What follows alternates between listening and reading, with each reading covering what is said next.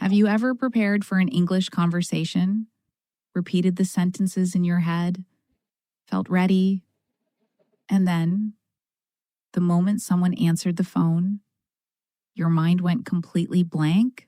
Not because you didn't study, not because you weren't intelligent, but because your brain suddenly stopped working. If you've ever had to call a government office, your bank, or your workplace, and felt completely lost, this conversation is for you. Today we're talking about one of the hardest moments many migrants experience, making that first important phone call, when your future depends on speaking English. Hi, everyone. Welcome back to our English Conversation podcast. I'm Emma. And I'm David. Today isn't a grammar lesson. We're going to talk about something much more real. That moment when you know English, but suddenly, David, you once told me about a phone call that completely changed the way you looked at learning English. What happened? I'll never forget that day. It was only my second week in Australia. Everything was new. The streets, the buses, the supermarkets, even crossing the road felt different. But I wasn't thinking about any of that. I was thinking about one thing, finding a job. Because without a job, it's difficult to start a new life. Exactly. I had some savings, but I knew they wouldn't last forever. I wanted to work as soon as possible. The problem was, before I could start working, I needed my tax file number, my TFN. Without it, everything became more complicated. So, you had to call the government office. Yes, and honestly, I wasn't worried. I had practiced. I wrote down useful sentences. I had my passport next to me, my visa documents. Everything was ready. I even practiced saying, "Hello, I'd like to apply for my tax file number." Again, and again, and again. I thought, this will be easy. I was completely wrong. I took a deep breath and dialed the number. First, an automatic voice answered. It was speaking so fast that I only understood a few words. Press, number, operator. I guessed most of it. Finally, someone answered. Good morning. She sounded friendly. She asked how she could help. That part was easy. I explained why I was calling. Then, everything changed. What happened? She started asking questions, lots of questions, one after another. Can you confirm your full name, your date of birth, your current address, your passport number, your visa type, your arrival date? She spoke naturally, not slowly, not like my English teacher, like a real person. Were you able to understand? At first, yes. Then she asked for my passport number. She read something back to me. Very quickly. I wasn't sure if I had heard the numbers correctly. Was it 13 or 30? 15 or 50? Then she asked me to confirm a date. I panicked. Everything started sounding the same. Numbers, months, years, letters. My brain couldn't organize anything anymore. And this was different from watching YouTube, because there was no pause button. Exactly. I couldn't stop the conversation. I couldn't open Google Translate. I couldn't ask my teacher. I couldn't read subtitles. There was only me and the voice on the other side of the phone. For the first time, I realized something. Understanding English and using English are completely different experiences. How did you feel? Embarrassed, frustrated. I kept saying, "Sorry? Could you repeat that? I'm sorry. Again, please."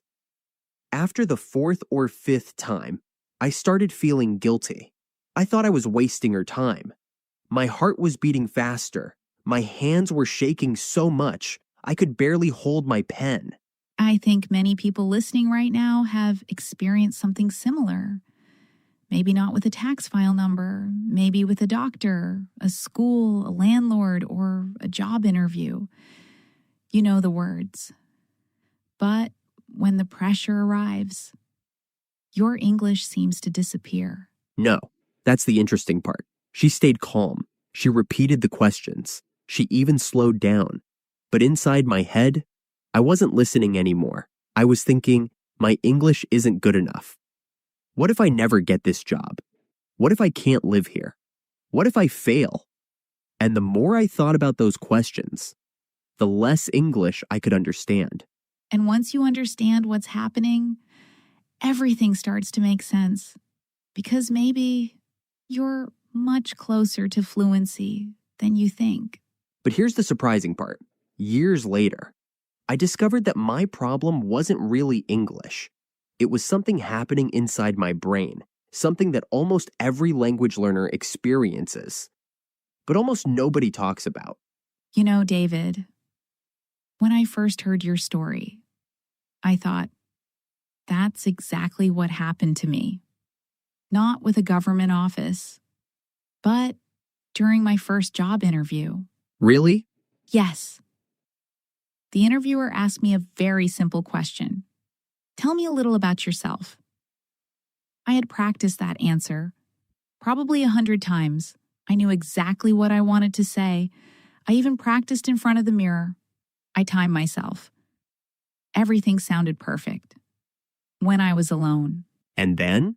The interview started. He smiled, asked me the question, and suddenly, nothing. My mind became completely empty. I couldn't even remember my own introduction. Isn't that strange? At home, everything feels easy. You understand podcasts. You understand YouTube. You understand your English teacher. But when a real person asks you a question, everything changes. Why does that happen? Is it because we don't know enough English? That's what I believed for a long time. I kept thinking, I need more vocabulary. I need better grammar. I need better pronunciation. So I studied more. I bought another English book, downloaded another app, watched more videos. But something interesting happened. Every time I studied alone, I felt confident. Every time I spoke to a real person, I froze again. So the problem wasn't knowledge. Exactly. The problem wasn't English. The problem was pressure. I read something fascinating about this. When we feel stressed, our brain changes priorities. Instead of focusing on language, it focuses on survival. Exactly. Your brain starts asking questions like, what if I make a mistake? What if they laugh? What if they don't understand me? What if I lose this opportunity? And while you're thinking about all those things, you're no longer listening. That's the biggest problem. People think they're bad listeners. But many times, they're simply distracted by fear. It's like trying to read a book while someone is shouting in your ear. Your brain can't do both. Can I tell you something funny? Of course. During that phone call about my tax file number, I wasn't only talking to the woman, I was having another conversation inside my own head. What do you mean? She was asking, can you confirm your address? But inside my head, another voice was saying, you didn't understand. You're too slow. She's getting impatient. You should already know this. You're going to fail. Wow. So, there were actually two conversations happening at the same time. Exactly. One outside, one inside, and the one inside was much louder. I think many English learners do something without realizing it. They translate every sentence, word by word. Yes, someone asks, how long have you been here? First, your brain hears English. Then, it translates everything into your language. Then, you think of an answer. Then, you translate your answer back into English. Only then, you speak. That entire process happens in just a few seconds. No wonder people feel exhausted. Exactly. Meanwhile, the other person is already waiting for your answer, and every second of silence makes you even more nervous. Here's something that surprised me. Native speakers also pause. All the time. Sometimes they forget words. Sometimes they stop in the middle of a sentence. Sometimes they say, let me think. You know. But when native speakers hesitate, nobody thinks they don't know English. Exactly. Only English learners believe that every pause means failure. A friend of mine works in construction. He's from Brazil. He told me something interesting. During his first month, he almost never spoke. Not because he couldn't, because he was afraid. One day, his supervisor said, "Just tell me if you don't understand." That's all. One sentence. After that, everything changed. He realized something. People weren't expecting perfect English. They just wanted communication. I think that's one of the biggest discoveries every migrant makes. Nobody expects perfection. They expect honesty. If you don't understand, say so. If you need someone to repeat, ask politely. Most people are happy to help. So, if the problem isn't really grammar and it isn't vocabulary, then how do we train our brain to stay calm during real conversations? Is confidence something we're born with, or can we actually build it? That's exactly what changed everything for me. And surprisingly, it didn't start with speaking better English. It started with changing one small habit every single day. A habit so simple, I wish someone had taught me years earlier. Let's talk about that, because I think it might completely change the way people practice English. So, what was that habit? The one that changed the way you spoke English? Because now I'm curious. Honestly, when I first heard about it, I thought, that's too simple. I didn't believe it would work. Really? Yes, I thought fluency came from studying more, learning more grammar, memorizing more vocabulary, buying another course. But it wasn't any of those things. So, what was it? I started speaking before I felt ready. That's it? That's it. Not speaking perfectly, not speaking for an hour, just speaking every single day.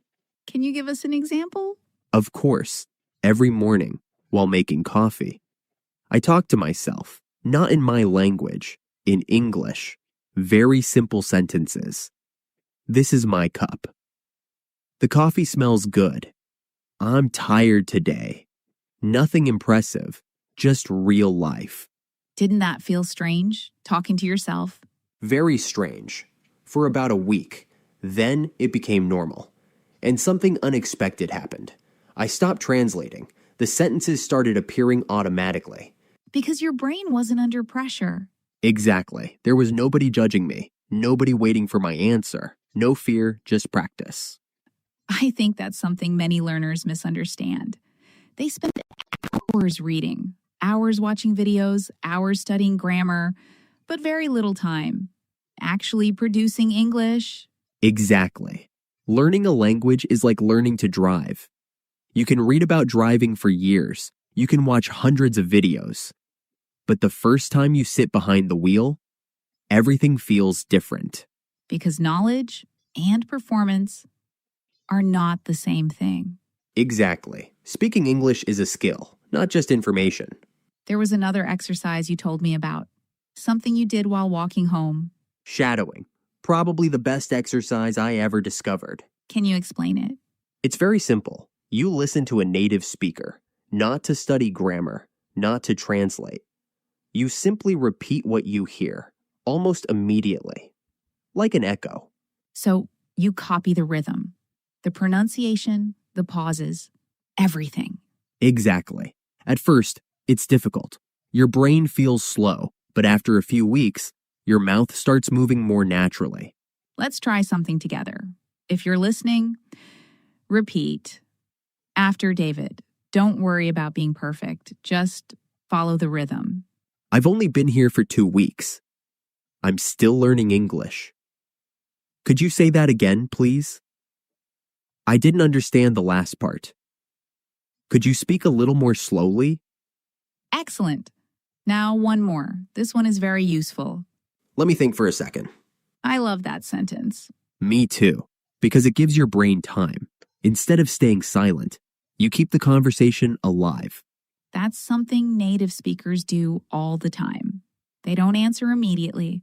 They say things like, well, let me think. You know? Exactly. Those little expressions are like tiny bridges. They give your brain a few extra seconds, and those few seconds can make a huge difference. Do you remember the first time you realized I'm not freezing anymore? I do. About 3 months after that phone call, I went back to the same government office. This time, I had another question. I was nervous, but something felt different. The woman asked me a question. I didn't understand everything. Instead of panicking, I smiled and said, "Sorry. Could you repeat that a little more slowly?" She smiled back, repeated the question. I understood. The conversation continued. No shaking hands, no feeling embarrassed. So what changed? Your English or your confidence? Both. But confidence came first. Because I stopped trying to sound perfect. I started trying to communicate. And that's a completely different goal. I think that's one of the biggest lessons in learning English. The people who become fluent aren't the people who never make mistakes. They're the people who keep talking, even after making one. Exactly. And there's one final mindset that completely changed the way I looked at fluency. I wish someone had told me this before I moved to Australia, because the day I understood it, I stopped being afraid of speaking forever. Let's finish with that, because I think it might be the most important lesson of today's conversation.